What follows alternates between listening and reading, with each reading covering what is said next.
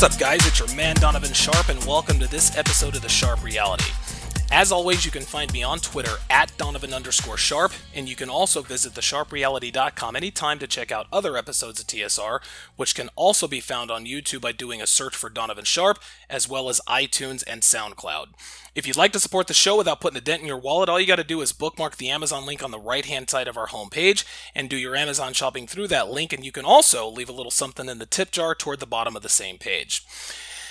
Having practiced game for a few years now, I am fairly confident that I have just about maxed out on my sexual market value. I've slept with a good number of females in the upper aesthetic echelon of beauty, including a handful of tens, and have managed to steer clear of a lot of the pitfalls caused by women that sap men financially and emotionally.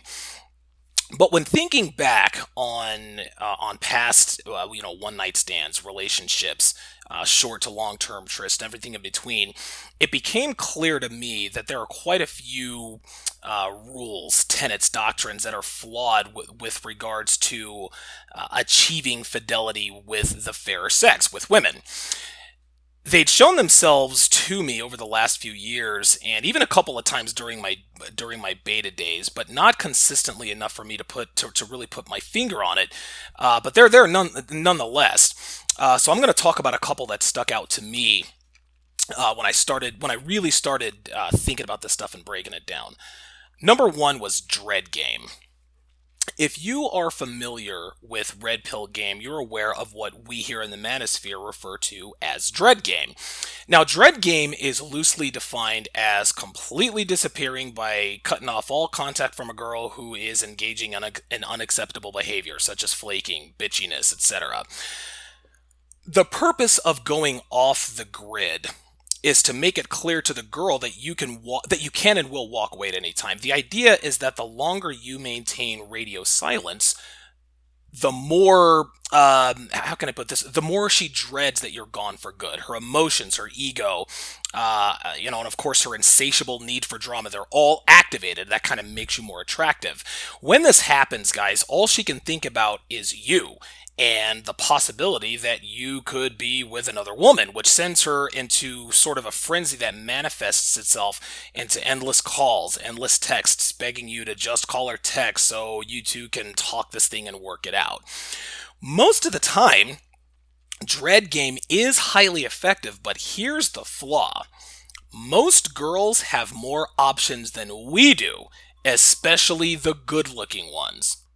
No matter how many girls a man has in his phone that he could text and have there at a moment's notice, you can bet your ass that each and every one of those girls has at least twice as many dudes she could contact who'd be more than willing to come and bang her brains out in 3 words or less from her. That's just how it is.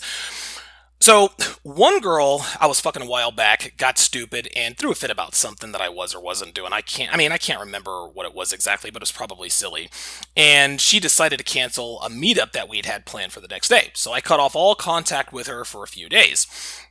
Now, as predicted, she called and texted frantically for about the first day and a half or so, but after that, she also went radio silent.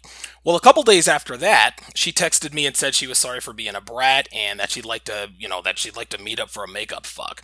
I agreed, we met up, and I fucked her. Mission accomplished, right? Well, maybe, but not so fast. Her phone was buzzing the entire time I was over there from what were no doubt text messages for other guys. Now, that didn't bother me in the least because I'd never really considered her for anything more than a fuck doll. I mean, I fucked her on our first quote-unquote date. So my territorial instinct never kicks in for sluts. That's just not how I operate. But the point is that if you run dread game for too long, a woman could assume that you're no longer interested, which badly bruises their fragile egos. The need to assuage their egos overwhelms them, so what they do is they grab their phones or they jump on Tinder to find a guy who will reaffirm their attractiveness and desirability. Now, the opposite could be true. But given the state of the sexual marketplace in 2017, it's probably not, at least not most of the time.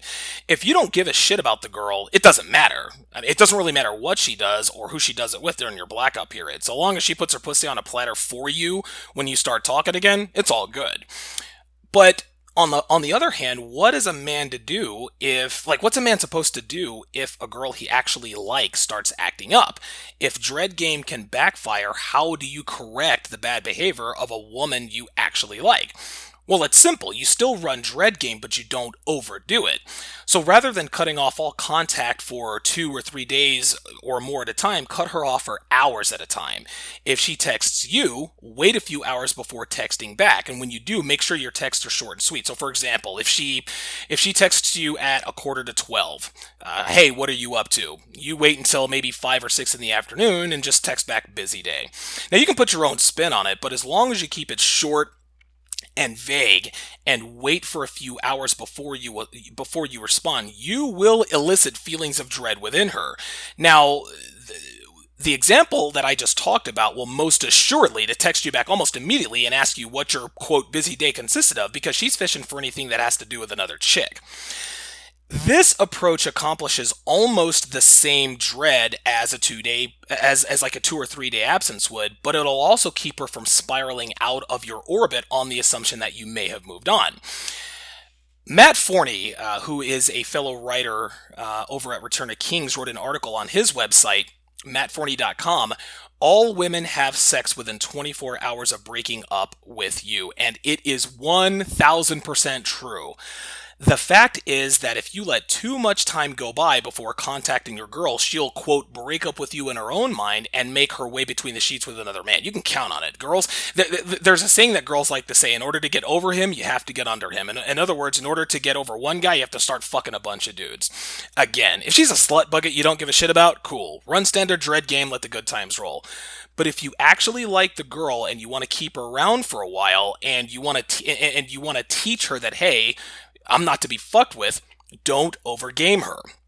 Rather, completely withdraw your attention from her for a few hours and make her earn it back little by little. There's a huge difference between the dread game you run on sluts and dread game you run on girls you actually want to keep around. Another standard tenet of game that has a little bit of a flaw is pre-selection. Pre-selection is one of the standard doctrines of game and attraction. And what it is that women don't want a man that other women don't want. Pre-selection. You could be as ugly as homemade sin, but if you've got an attractive female with you, your sexual market value always spikes, no matter what you look like. When girls see you with when other girls see you with attractive women, this sends their hamsters into overdrive, wondering if you're rich, if you've got a 9-inch cock, if you've got high social status. Pre-selection works like a charm without fail. However, this can sometimes work against you, especially after you've started fucking her. And I'll tell you a quick story about how this happened to me a while back. So I ran into this chick at Caesar's Palace one night when I was out with my buddies. And I'll be honest, she wasn't the hottest girl out there. I mean, she was mildly attractive in the face, probably a 6, maybe a 6.5, and had small tits, but she had a great ass and really long hair, which are two of my weaknesses. So anyway, I approached her, struck up conversation, got her number, hooked up, and started fucking her. Nothing out of the ordinary there. Well, after a couple of weeks, she completely ghosted on me. She stopped calling, she stopped texting, she was gone. Now, I didn't sweat it, because I figured it was maybe because she'd met someone else, maybe she just wasn't interested anymore, or had a boyfriend, maybe she was married and needed dick. It could have been anything, but I didn't care. This happens all the time, guys. It's part of the game. You're gonna fuck women, they're gonna ghost on you for whatever reason. Whatever. Well, a few weeks later, I actually ran into her at a get-together at a mutual friend's house. And, we saw each other kind of, briefly exchange pleasantries and went our separate ways. After all, we'd only hooked up a few times, so neither of us really started to develop any sort of feelings for one another. Well, later that night, I was outside smoking. Now, this is back when I smoked. I don't smoke anymore, but I was outside smoking, and she came out and she lit one up. She lit up a cigarette herself. The two of us sort of engaged in a little more small talk until she broached the subject of our little fling. So she says, "So I guess you're wondering why I stopped calling." Well, I just kind of shrugged my shoulders and said, "Well, hadn't really thought about it. Figured you lost interest." And she says, "No, that's not what it was." I was like, "Okay, whatever." I just shrugged my shoulders and took another drag of my cigarette. So she says, "Look, I saw a picture of you and so at your place on Facebook. It kind of looked like," she said, "I kind of looked at her page and saw that she tagged you in a lot of pictures, and I didn't see any other guys on her page, so I thought she was your girlfriend or something." She went on to explain that she didn't need any drama in her life because she'd, quote, been there and done that, didn't want to fuck with the dude who had a girlfriend. Here's another quick story.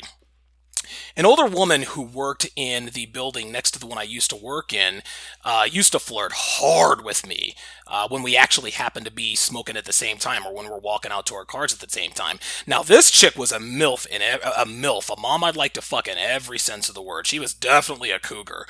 Great body, big boobs, which were which were probably fake. She had long blonde hair. I mean, the whole nine.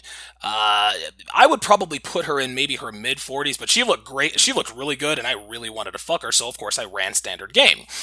So we met up a couple times for drinks, and the conversation and flirtation flowed pretty nicely. I'd managed to get her back to my place on a couple of times where things physically escalated, but both times, on both occasions, I could not close the deal. I could not fuck her.